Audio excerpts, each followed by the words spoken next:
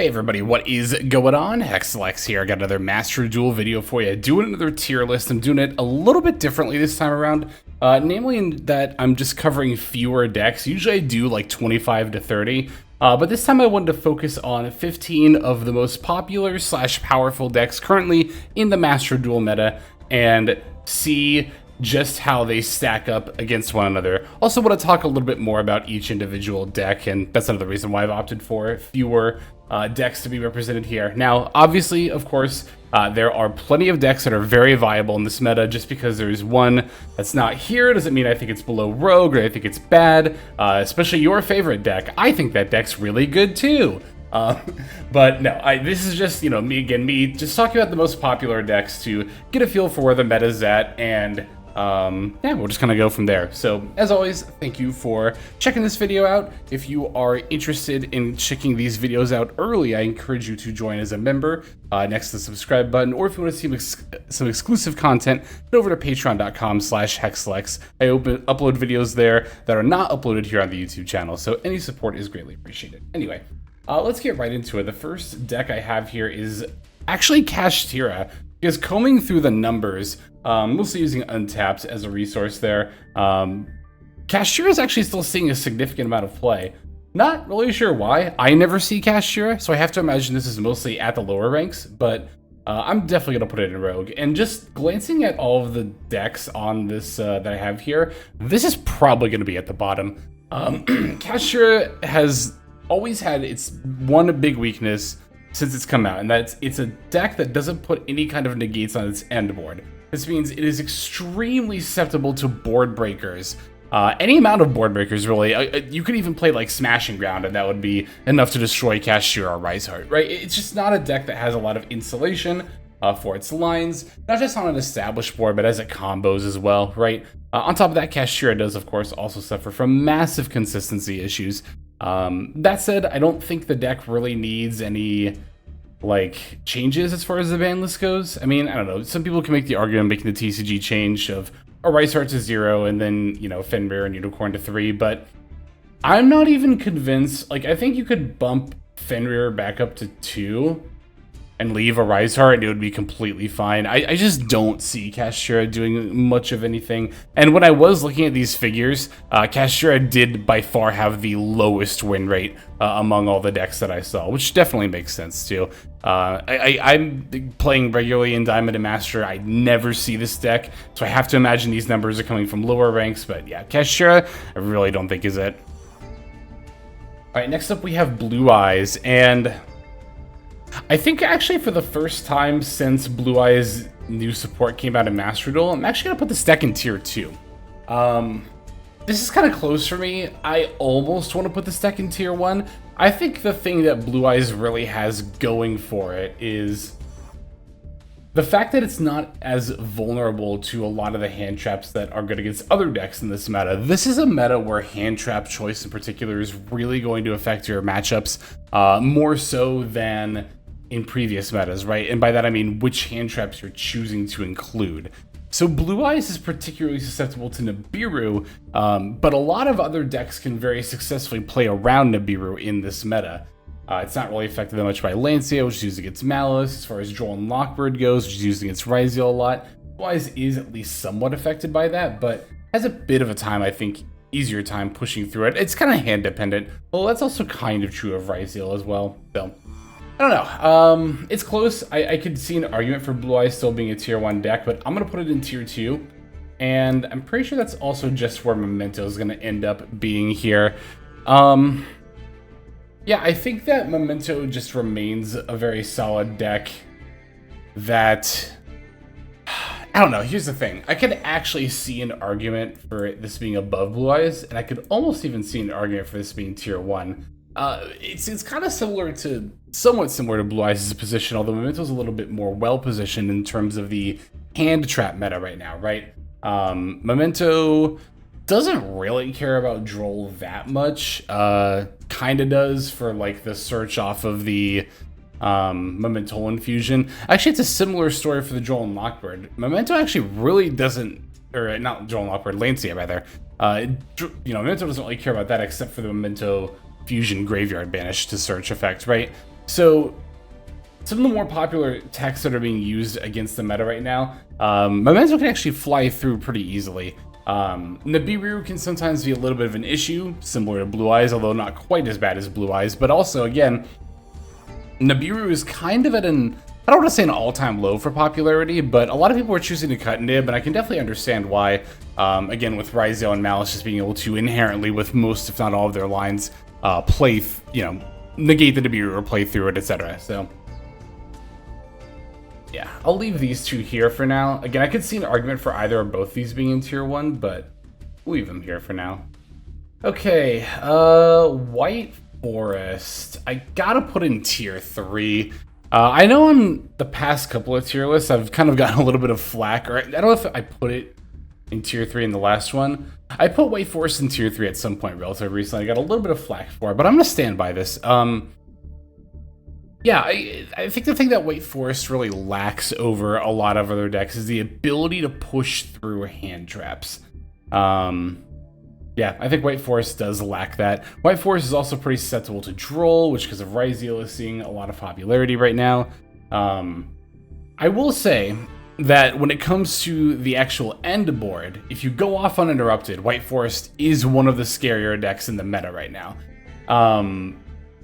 But I don't, you can't really rate a deck as far as its power level goes based solely on its end board, right? And I'm definitely going to talk about this in more detail when we talk about Malice versus Ryzeal, but yeah, you can't rate a deck just based on what its maximum output is. You got to factor in how well it can play into not just hand traps in general, but again, the hand traps that are particularly used in this metagame, and also, of course, its ability to push through established boards, etc., etc. And I think that's where White Forest tends to struggle. So yeah, I mean, if your opponent doesn't have anything, then you could argue that this is a much more powerful deck. But in a lot of worlds, in the realistic world, I think that putting it at the top of tier 3 is fine. I'll definitely put Tearlaments,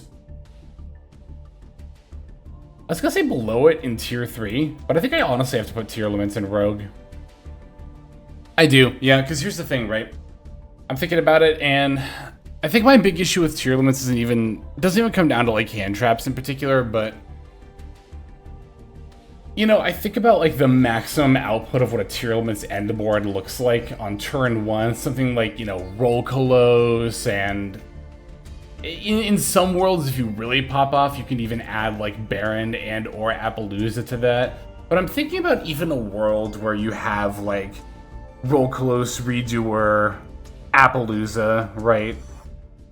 Let's even throw Baron in there. Is that really more impressive than something that, like White Forest could put out, for example? Or like any of these other decks here? I guess what I'm getting at is that, what I'm describing is one of Tearlament's best possible end boards if you get really lucky on the mills.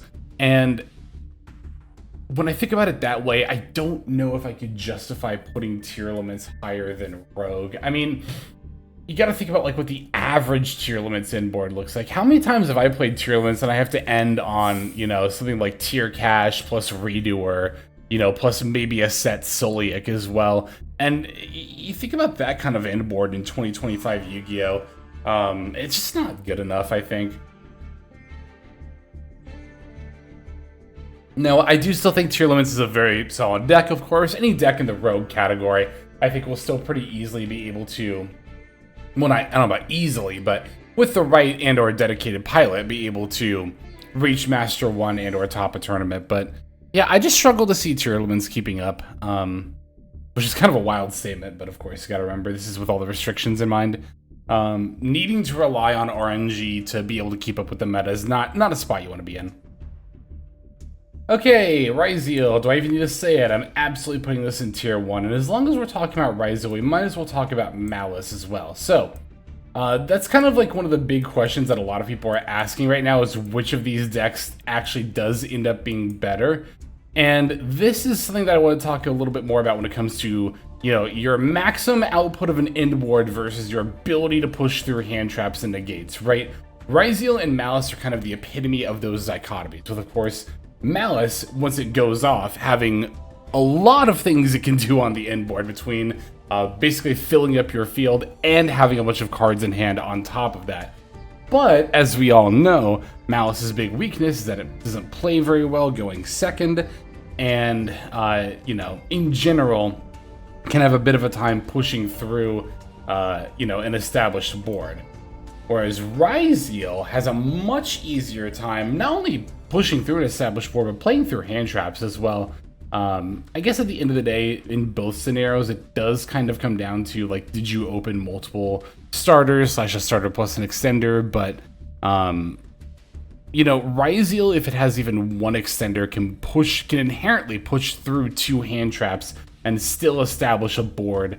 Whereas Malice, it kind of does depend on what hand traps they're getting hit with. So I think here's where I'm going to leave these 2 decks, right? Now, again, if you wanted to say that Malice is the stronger deck, I wouldn't argue against you, because from a certain viewpoint, you are correct. But when I'm thinking about your overall best of 1 ranked ladder experience in Master Duel, again, we can't just be thinking about end boards. We also have to be thinking about the deck's ability to push through things that are established and through hand traps. And when it comes to that, I have to give Ryziel the edge. And I think having that edge is more important. Also, when you think about the end boards, the number of interactions, the way they interact, I really don't think Ryziel's end board is that much weaker than Malice's. I actually think the main thing that Malice has going for it is that it gets so many draws, so that you're so likely to have multiple hand traps on top of your established board. I think those draws are really what pushes Malice over the edge, because Malice will put a lot of cards on the field, but you also got to think about the fact that most of those are just going to be bodies. Malice's main form of interacting comes from you know, TB11, Terahertz, and whatever it dumped if they made that, or Hardscriptor if they made that,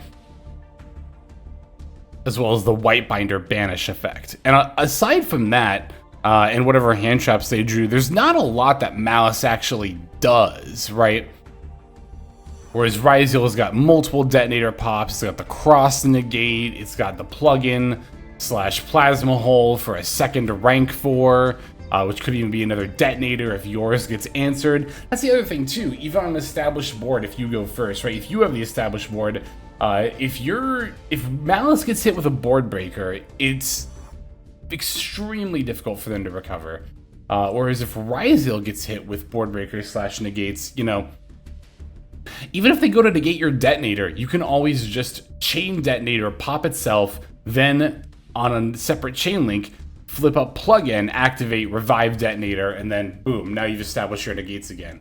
So I think that the flexibility and ability to play better in difficult scenarios gives Ryziel the slight edge over Malice's scary boards that it puts out going first. But I think this is really, really close. I honestly think at the end of the day, these decks are just about equal in terms of power level. Both are going to get better too. Of course, Ryziel gets Eclipse Twins to play through stuff even easier, and Malice will get the Ignister stuff to have even more starters to establish its combos.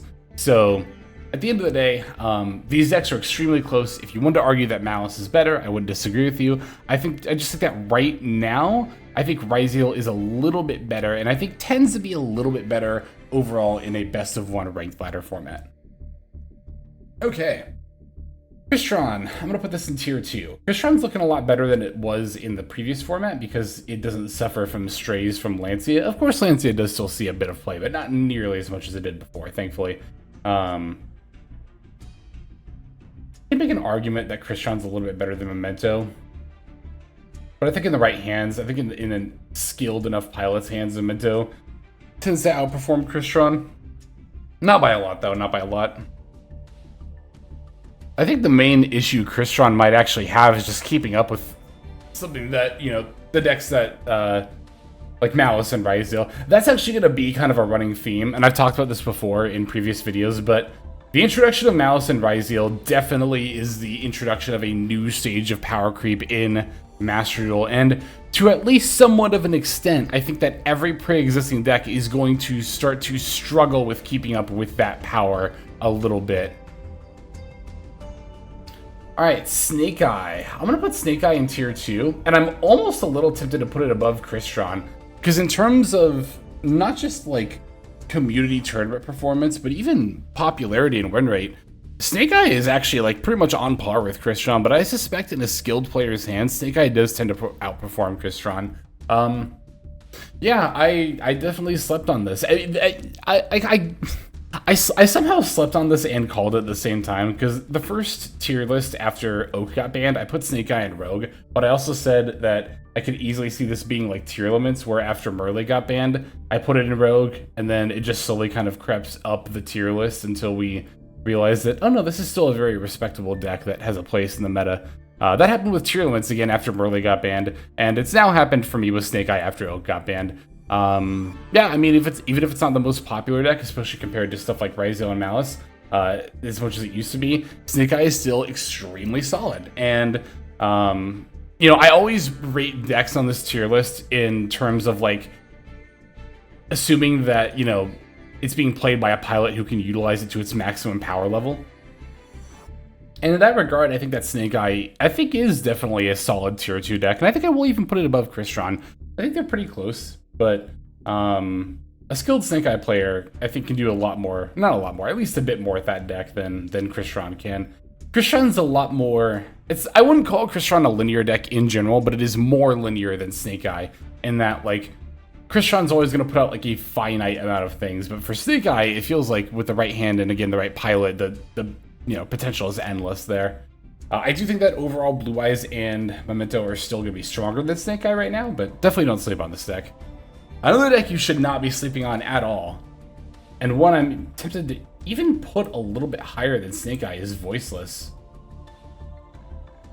But I think I might do that. I don't know. I think I might actually do that. Voiceless, here's the thing. As these decks are coming out, Malice and Ryzeal, I'm going back to the OCG in particular, because I think the OCG meta tends to align slightly more closely with Master Duels than the TCG does. And one thing I'm noticing in the OCG tournament, like, meta reports from the time where Malice and Ryzeal first came out, is that Voiceless was very consistently showing up as, like, the third best deck in the room. And that might seem kind of wild, considering Voiceless hasn't received any new support. It's built and, in a lot of ways, played pretty much exactly how it used to when it first came out. But it's a very, very solid board. One thing you gotta remember in particular, too, is that it plays pretty well against Ryzeal in that Detonator's pops are all targeted, and of course, Voiceless has built-in target protection with the barrier. So you gotta, yeah, definitely gotta be thinking about that, too. It doesn't play as well against Malice as it is against Ryzeal, but it's still just a very solid pick in this meta. I don't know, like, I am a little tempted to put it above Snake Eye, but I don't think I will. No, it's not that good. I'll put it here, I think. And I might even be sleeping on Voice a little bit, but I don't necessarily think it's better than Blue Eyes or Memento, which were also, like, when Malice and Ryzeal, you know, came out in the OCG and that meta was established, I'd say that these two, along with Blue Eyes, Voiceless, and Memento, were probably the top 5 decks in the OCG at that time. And that's mostly still true, but again, the unique Master Duel ban list has allowed Snake Eye to still maintain a lot of its relevancy, which I think is really cool. I think a ban list should allow a deck to maintain its relevancy without it being super oppressive in the meta. It's funny, you know, there were a lot of people who were doubting the Snake Eyes hits when the ban list was first announced. And now that Snake Eyes is, like, completely in check, those people are really quiet. I mean, that's a human thing, right? But it's something I notice a lot in the Yu-Gi-Oh community. People will complain that a ban list change won't be good enough, you know, as it's announced, as it's, you know, in the first couple of weeks. But I don't know. We're at a point where the Oak ban was absolutely enough, and the doubters are just silent. Just absolutely silent. Anyway. Mermaid Atlantean, I'm going to put it at the top of tier 3 above White Forest. Yeah, I'll leave it here. That's fine. Because I think Mermaid Atlantean is a lot like White Forest in that if this deck pops off, then you're gonna get your hand ripped, right? You're gonna be faced with an insurmountable amount of just sheer, not only things to play through, but again, you'll not have the hand to play through it. That said, again, like White Forest, this is all on the big asterisk if this goes off. And similar to White Forest, Mermaid Atlantean does suffer strays in the hand trap meta. Joel and Lockbird is a lot more popular, and Joel and Lockbird is really, really good against Atlantean. I think it's less that Droll and Lockbird is more popular, and it's more that in the last meta with Malice, Droll wasn't useful at all, so just stopped seeing play. But, you know, now that Malice is no longer almost 50% of the ladder, and there's, you know, stuff like Ryzeal and Blue Eyes and Memento that's also good. Well, not as much Memento, but Ryzeal and Blue Eyes that's also good against. You'll definitely see it being used against Atlantean. I don't know. That's another thing that I've seen people go really silent about. I no longer hear the crowd, you know, begging for Mulan Glacia's ban. I mean, I'm sure if you bring it up, people will be like, oh yeah, it should still be banned. But in terms of being a problem as far as the power level goes, it's never really been a ban-worthy problem in my opinion. I've said it a million times, and I'll keep saying it. If Mermaid Atlantean is at the point where they're hand-ripping you with Mulan Glacia, then even if Mulan Glacia was banned, you would still lose in those scenarios, because at that point, your opponent is so deep into their combo line, and you obviously didn't have enough to stop them, that even if they don't hand-rip you, they can establish enough bodies and negates and disruptions to completely shut you out anyway. Hand-ripping is just one form of doing that. But I digress. Lab. Where am I going to put Labyrinth? I almost want to put Labyrinth in tier 3, honestly. I think I am, yeah. I could see myself being wrong about this. But the thing about Labyrinth, and why I think it struggles to keep up, because I know I've said in the past that, like, oh, Labyrinth is a deck that will always remain relevant for its flexibility, you know, to play various hand traps. And don't get me wrong, a deck that's tier 3 is still very, very relevant in the metagame. I think the main thing with Lab is that more so than in previous metas, it does struggle going second. That previously wasn't an issue at all for Labyrinth because of furnitures and rollback that's discarded alongside the furniture, you know, and the Ariana, and also once you start activating trap cards on turn 0, you can summon Lady Lab. There's just a lot of ways for Lab to play on the opponent's turn 1, right? Again, quote-unquote turn 0. So the problem now, though, is that decks like Ryzeal and Malice are doing so much on turn 1 that even if you have multiple hand traps, they don't really care. Especially a deck like Ryzeal just does not care. So a deck like Ryzeal similarly really does not care if you're trying to do Labyrinth stuff on their turn, right? Especially if they establish an early detonator. Oh my god, especially if they establish an early detonator, right?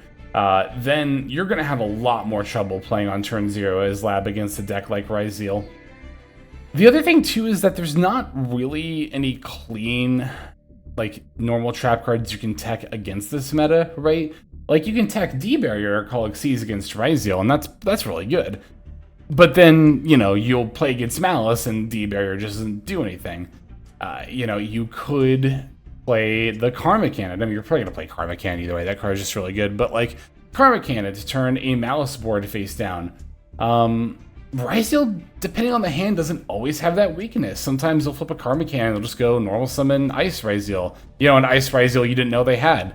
So, I think that Lab is still doing what it does effectively. It's just not... It's just that what it does isn't quite as good as it used to be.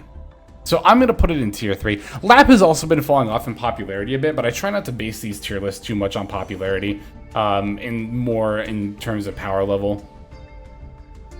Yeah, I'll leave it like this. I could really see people being like, you put Lab below Crystron and Voiceless, and I wouldn't argue against you, honestly, in the grand scheme of things.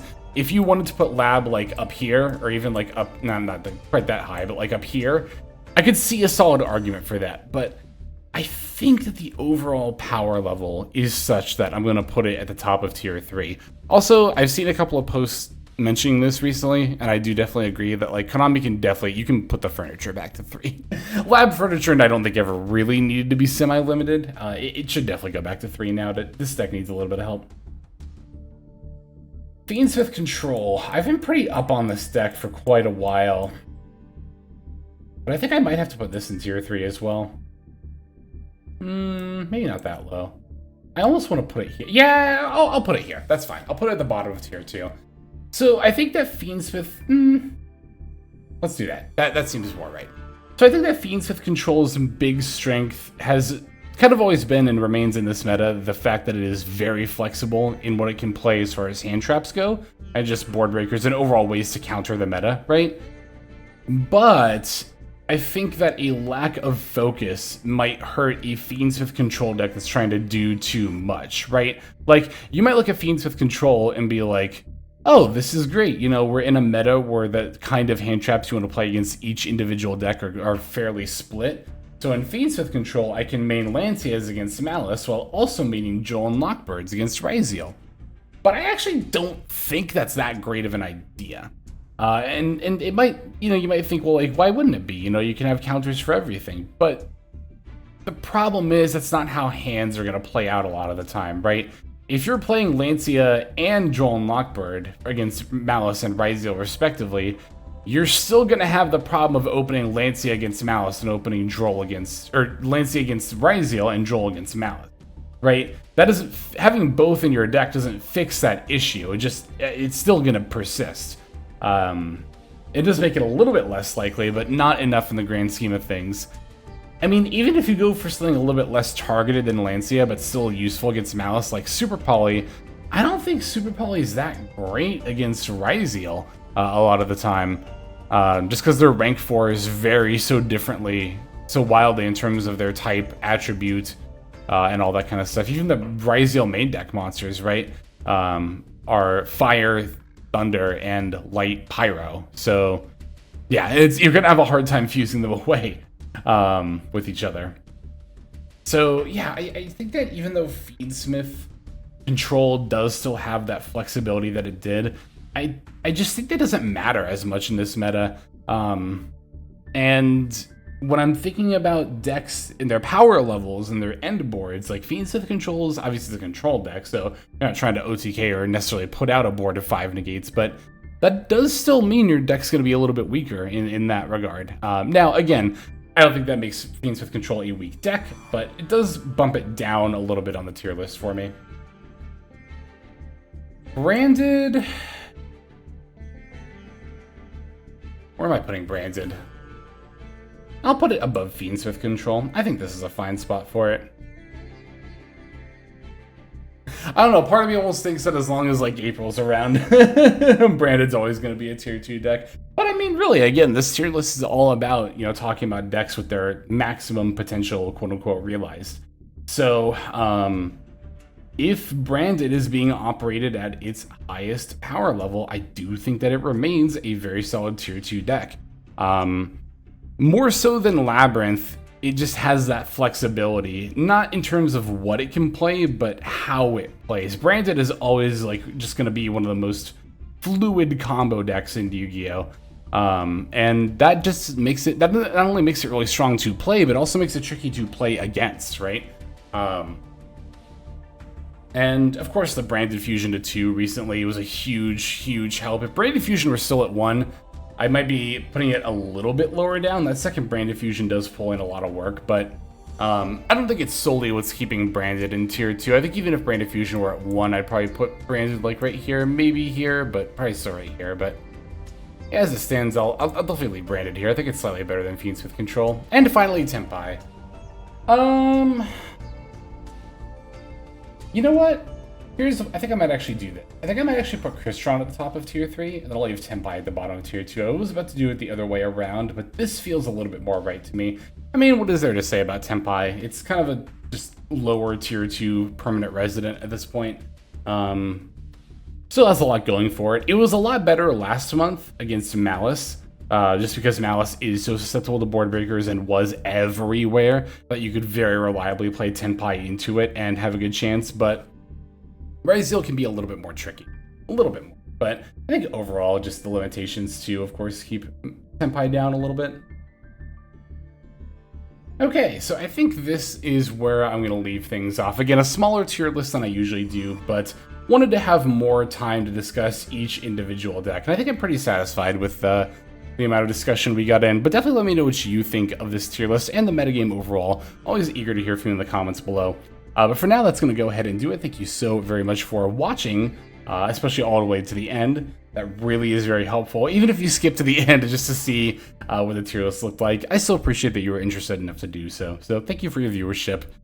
very much helps. And let's go ahead and move on now to our outro. Hey everybody, Hexlex here. Thank you so very much for watching all the way to the very end of the video, which by the way is one of the best ways to support the channel. Speaking of supporting the channel, take a look at the names on screen. These are folks who have been so generous as to either join as a YouTube member or subscribe over on patreon.com/Hexlex to support. There's also perks for doing so.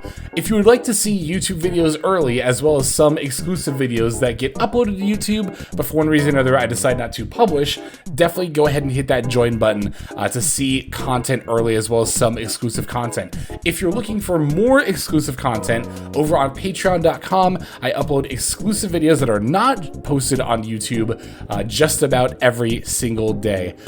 Whether you choose to subscribe over on Patreon, join as a YouTube member, or simply continue to watch, your support is greatly appreciated. Thank you so very much. But for now, this is Hexlex. I am signing out, and I hope that you have a fantastic day.